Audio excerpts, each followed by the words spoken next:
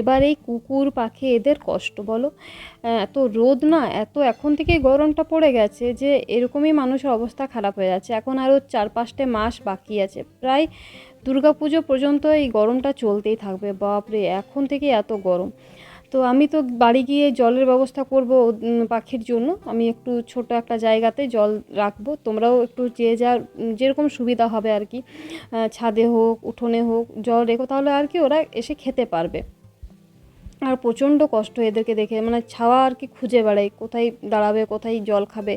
আর এখন তো আর মাঠে ঘাটে জল সেরকম দেখতেই পাওয়া যায় না আগের মতো, কারণ এখন সব ঘর হয়ে যাচ্ছে, ফ্ল্যাট হয়ে যাচ্ছে, তো জায়গা খুবই কম হয়ে গেছে। আর সব শুকনো শুকনো মনে হয়, যেন সে রাজস্থানে আছি এরকম মনে হয়। তো এখন থেকেই মানুষের জলের জন্য আর কি চিন্তা হয়, কখন বৃষ্টি হবে সেটার জন্য আর কি বসে থাকি, যে কখন একটু বৃষ্টি হবে, কখন একটু হাওয়া দেবে, তাহলে একটু গরমটা কম হবে।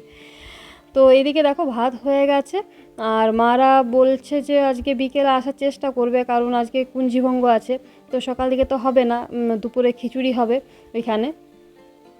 তারপর খিচুড়ি খেয়ে তো বলছে বিকেল দিকে আসার চেষ্টা করবে, এবার যদি আজকে না ছাড়ে তাহলে কালকে সকালে। তো ভাতটা হয়ে গেছে এবার, আর আমাকে বাবু একটুও ছাড়ছে না জানো তো, মানে সবসময় বলছে আমার কাছেই থাকবে। তো স্নান টান করালাম, এখনও কি ভাগ্যে ঘুমিয়েছে। আর এখান থেকে এখানে আসার পর ভাবলাম একটু ভালো ভালো ভিডিও তোমাদের সাথে শেয়ার করব, কিন্তু কি আর শেয়ার করবো, একটুও ছাড়ছে না, 1 সেকেন্ড ছাড়ছে না। ঠাকুর মানে দিদার কাছেও পর্যন্ত থাকছে না জানো।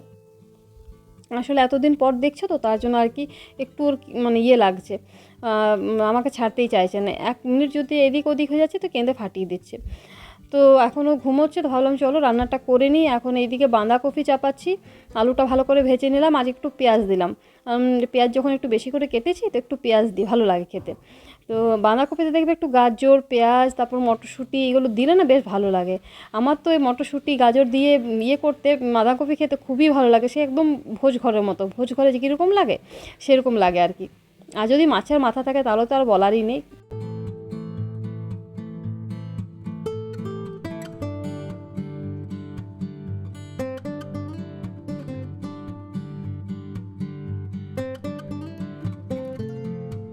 তাড়াতাড়ি করে সবজিটা নামাচ্ছি, কারণ বাবু ওইদিকে উঠে গেছে, আর 1 সেকেন্ড থাকছে না আমার কোলে আসার জন্য, একদম ইয়ে করছে, কারণ এখনও ওর ঘুমটা কমপ্লিট হয়নি।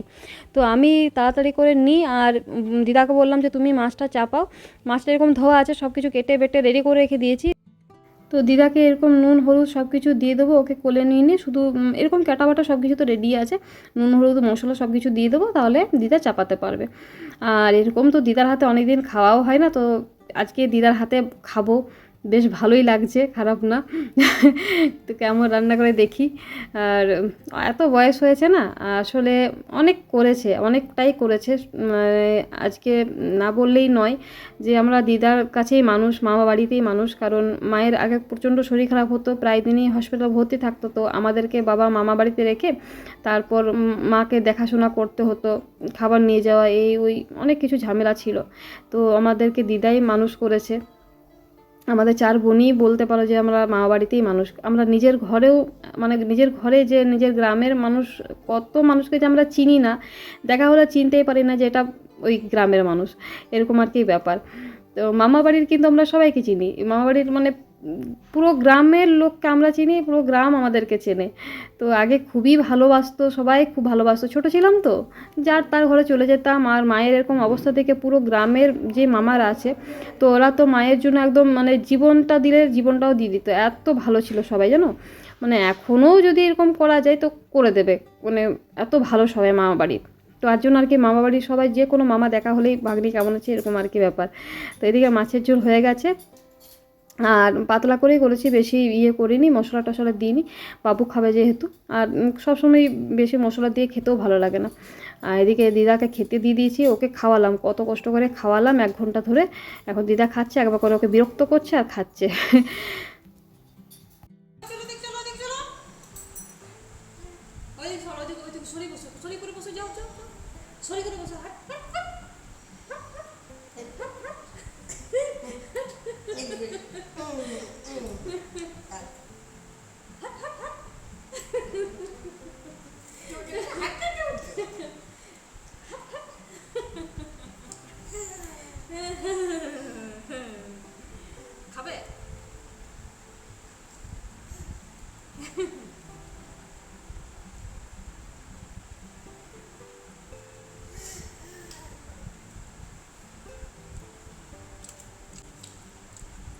রান্না করি তো এরকম টেস্ট হয় না।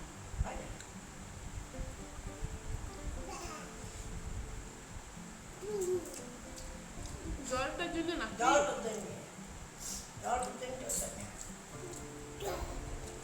এখানে কি সুন্দর মায়ের মতনই টেস্ট হয়েছে। কি কি কি ওইখানে টেস্ট হয়েছে। হুম